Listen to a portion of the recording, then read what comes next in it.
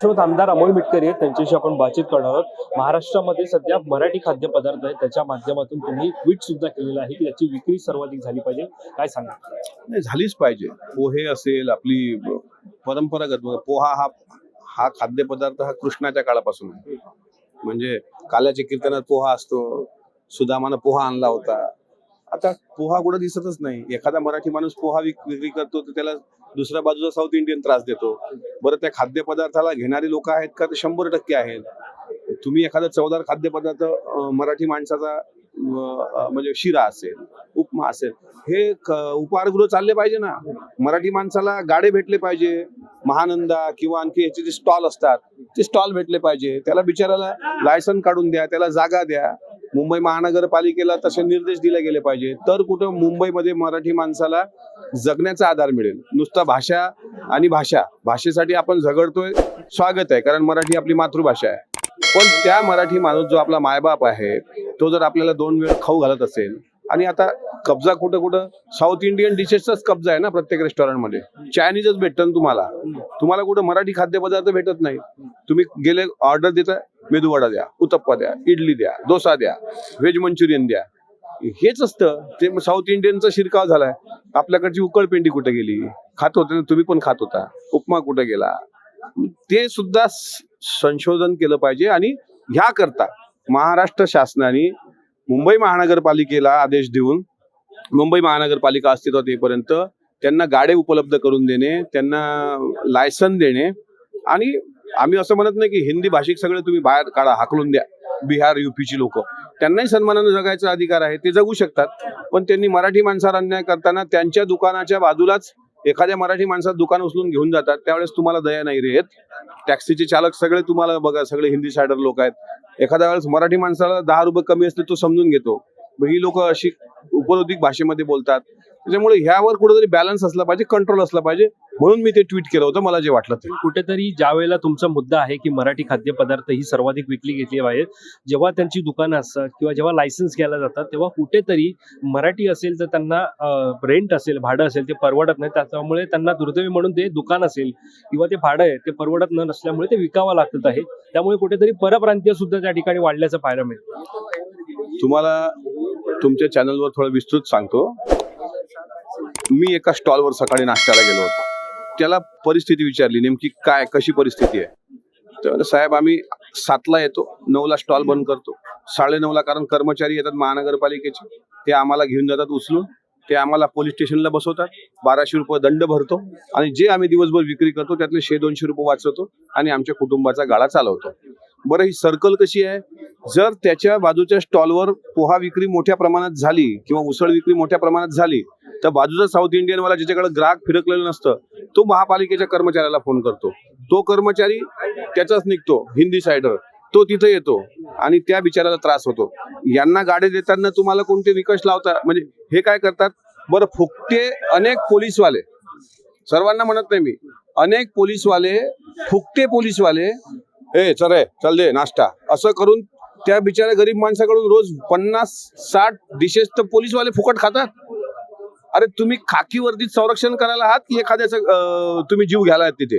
ही वस्तुस्थिती आहे. मी सर्व पोलिसांना दोष देत नाहीत. जे पोलीसवाले तिथे सन्मानानं त्याचे पैसे देत असतील, तुम्हाला 50 रुपये द्यायला काय लाज वाटते होय? आणि असे फुकट खाऊ लोक, त्यांनी मराठी माणसाला तोडलंय. याच्यावर कुठेतरी कंट्रोल असला पाहिजे. आणि जर मराठी भाषेचा मुद्दा महत्वाचा आहे, तर मराठी खाद्यपदार्थ, मराठी माणसाचे बचत गट, मराठी बचत गटातली खाद्य विक्री, या सगळ्या गोष्टीची अंमलबजावणी झाली पाहिजे. तुम्ही या संदर्भात आवाज उठवणार आहात का? सभागृहामध्ये मागणी करणार आहात का? कारण ट्विट फक्त तुम्ही आता केवळ केलेला आहात आणि एकीकडे मराठीचा मुद्दा सध्या राज्यभरामध्ये गाजत आहे. हिंदी सक्ती असेल किंवा हिंदी असेल त्याला विरोध होत आहे. त्यामुळे तुम्ही हा मुद्दा उचलून धरणार आहात? मी त्यासाठी अर्धा तास चर्चा, हे जे आयुध असतं विधान परिषदेचं, ते अर्धा तास चर्चेमध्ये, ती चर्चा या अधिवेशन काळामध्ये घेणार आहे. मला अनेक गाडेवाले भेटतायत, अनेक फेरीवाले भेटतायत, जे मराठी माणसं आहेत, ते माझा संपर्क करतायत. साहेब, हा मुद्दा तुम्ही उचलला पाहिजे, कारण मराठी नाव असलेले जय महाराष्ट्र खानावळ असं नाव आहे. पण तुम्ही आज जर गेलात, मेनू कार्ड बघितलं, तर इडली, डोसा, उत्तप्पा, व्हेज मंचुरियन हेच पदार्थ दिसतात. खाणारे कारणीभूत नाहीत, लोकांना जे पाहिजे ते देणारी कारणीभूत नाही, त्याला कारणीभूत आहे आपल्या लोकांची मानसिकता. आपले मग सगळे आले त्याच्यामध्ये, मग विरोधकही आले, सत्ताधारी आले.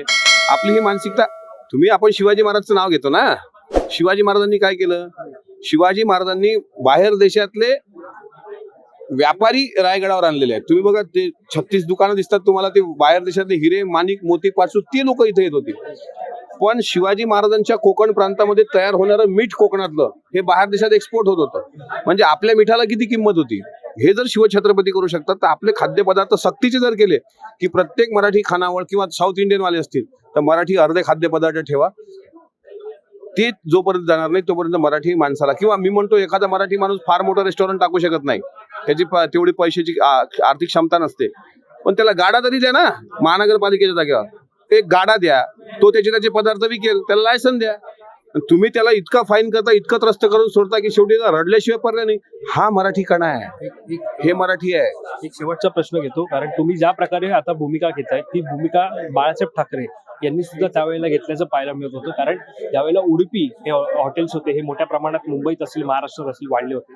त्यावेळेला सुद्धा तशीच भूमिका होती की मराठी यांनी त्यांचा व्यवसाय वाढवावा, त्यांनी मराठींनी सन्मानाने जगावं. आणि आता 2 ठाकरे बंधूंनी सुद्धा मराठीसाठी एकत्र लढा दिला, त्यांचा विजयी महोत्सव होता.